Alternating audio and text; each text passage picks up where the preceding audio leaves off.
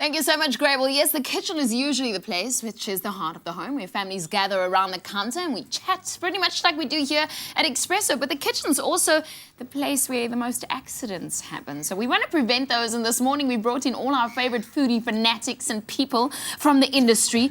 We've got Abigail Donnelly, food editor of Taste Magazine and Eat Outs.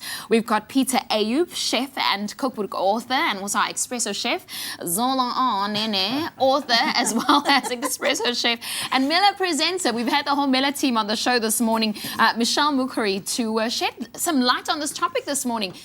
Abby, I just said it. The kitchen is probably my favorite place. It's also the place where the most accidents happen. You've just had an accident. She's not bandaged up anymore.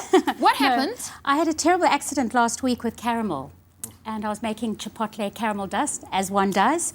And unfortunately, in the kitchen there was a lot of us working, and a whole puddle of caramel was poured into the part of, the area that I was working, and I kind of turned around to do a new batch. And I didn't see, because you can't see what hot caramel and cold caramel you can't distinguish. And I just put my hands in to break the shards up. And, you know, hot caramel is 300 degrees Celsius, and boiling water is 100.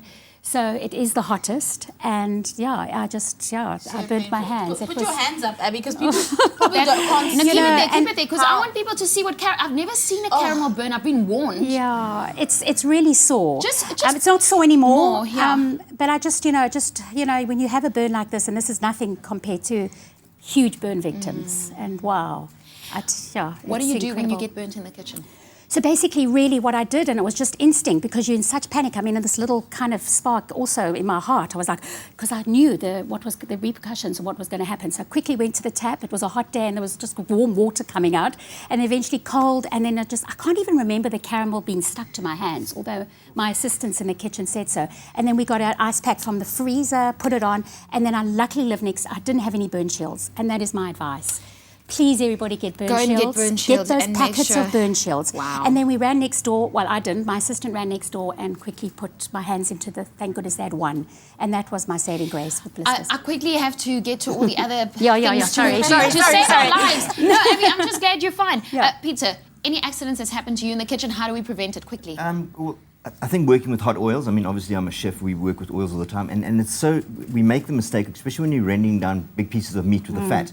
Eventually you've got like almost half a pan of fat, and if you just drop that meat towards yourself, I mean, the chance of it splashing onto your hands are so, and once again, the only thing that stops it is ice cold water and then burn shield after that. But the immediate thing is under cold water. Under cold water, Zolanene? For me, the worst accident I saw was somebody hacking at chicken bones, and somebody distracted them, and they hacked 3 fingers off, like clean off. No. So my advice is never distract anyone using dangerous equipment in the kitchen. So whether you're doing a mandolin or a cleaver or even hot oil, anything like that, please don't talk to the people. Word. Because you just lose focus for 1 second and fingers gone. Do you have any accidents? I sound so amateur, but mine is definitely as I'm chopping an onion, off with the nail. Fortunately, my fingernail was long that day.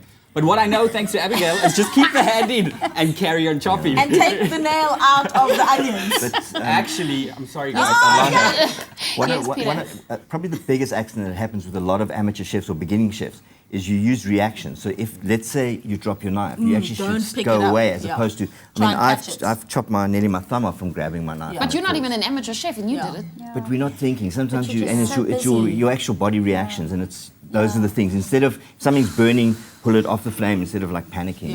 It's those little things that you have to do. Listen, the bottom line is be very careful when you're in the kitchen. Abby, I'm glad you're okay and safe for the next Eat Out. Yes. Stay with us. This is your Feel Good Breakfast Show Expresso. That is how you survive your kitchen, or just get a chef like Zola Nene. Stay with us. We'll be back after the break.